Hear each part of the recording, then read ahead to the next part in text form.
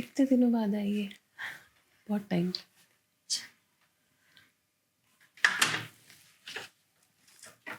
अरे भाभी, आप कहाँ जा रहे हो? आओ मेरे साथ बैठो। दीदी छत पर कपड़े सूख रहे हैं, वो ले आती हूँ, फिर आपके पास बैठती हूँ। अरे कपड़े कहीं भागे जा रहे हैं क्या? ले आना कपड़े। कितने दिनों बाद प्रेरणा आ जाई है, ऐसे नहीं कि उसके पास बैठकर उसका हालचाल पूछ लो। माँ जी, हवा बहुत तेज चल रही है, मैं बस अभी कपड़े लेकर आई। सही चल रहा है। जल्दी जल्दी आ जाया कर। दीदी अब आपके पास बैठ के कपड़े भी तय लगा लूंगी, ऐसे काम भी हो जाएगा और उसके बाद खाना भी बना लूंगी। अरे भाभी, आप तो ऐसे दिखा रही हैं जिससे आपको पूरे दिन काम से फुर्सत ही नहीं मिलती है। वो तो आप शुक्र मनाइए कि आपको मेरी माँ जैसी भोली भाली सास मिली है। अगर मेरी सास जैसी सास मिलती ना तो आपको पता चलता, दिन भर ये करो वो करो, 2 घड़ी सांस लेने की भी फुर्सत नहीं मिलती मुझे तो।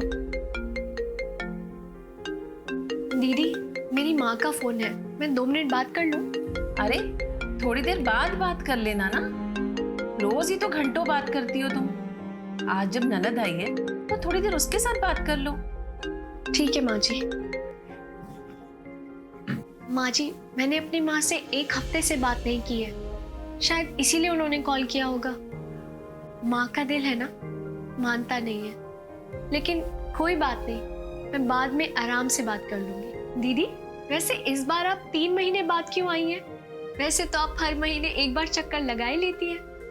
अब क्या बताऊं भाभी, मेरी सास तो यहाँ आने के नाम तक से चढ़ जाती है। इस बार तो बस मैं किसी तरह से जिद कर आ गई। भगवान ना करे मेरी सास जैसी खड़ूस सास किसी को भी मिले। आप तो खुश नसीब हो भाभी, जो मेरी माँ जैसी सास मिली है आपको, जो आप पर किसी बात की कोई रोक टोक नहीं लगाती। अच्छा भाभी, और बताओ आपके मायके में सब कैसा है?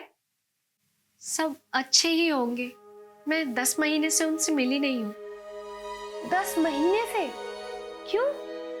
अरे मैं तो उसको कितना कहती हूँ कि चली जा, पर इसका मन ही नहीं करता घर छोड़कर जाने का। सही बात है मम्मी जी, आप जैसी सास हो तो ससुराल में ही माँ का प्यार मिल जाता है। मेरी जैसी सास तो किसी को ना मिले। अरे वाह भाभी, आप नाइट सूट भी पहनती हो? यहाँ मायके में तो मैं भी पहनती थी, लेकिन वहां ससुराल में मेरी सास मुझे पहनने ही नहीं देती है। 1-2 बार मैंने जिद करके पहन के लिया, उन्होंने तो सारा घर अपने सर पर उठा लिया था।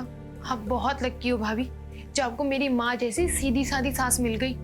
दीदी क्या आपकी सास आपके नंदों पर ऐसे ही रोक टोक लगाती है?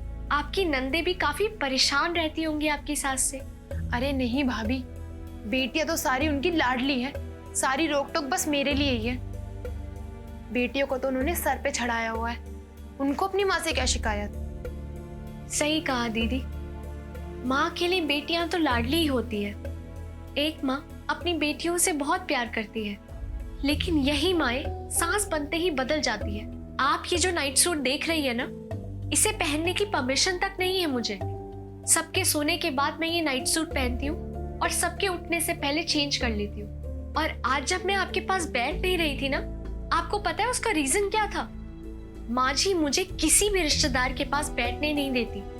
उनका कहना है कि बहुओं के सामने घर परिवार की बात नहीं की जाती, ऐसा करने से घर की बात घर से बाहर निकल जाती है। जब भी मैं मायके जाने के लिए पूछती हूँ ना, वो कोई ना कोई बहाना लगाकर टाल ही देती है। जब भी मैं माँ से बात करने के लिए फोन उठाती हूँ, वो मुझे टोक देती है कि अगर मायके से इतना मोह रखोगी तो अपना घर कैसे संभालोगी। एक हफ्ता मैं अपनी माँ से बात नहीं कर पाती हूँ।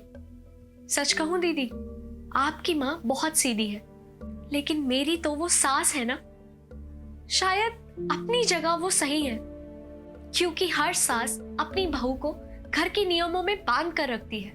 ये बात मेरी माँ पर भी लागू होती है, जो मुझसे अलग बर्ताव करती है और मेरी भाभी से अलग। इसीलिए माँ सबकी अच्छी होती है, लेकिन सास वो तो सास ही होती है। सही कहा भाभी आपने, माँ तो माँ होती है और सास सास होती है।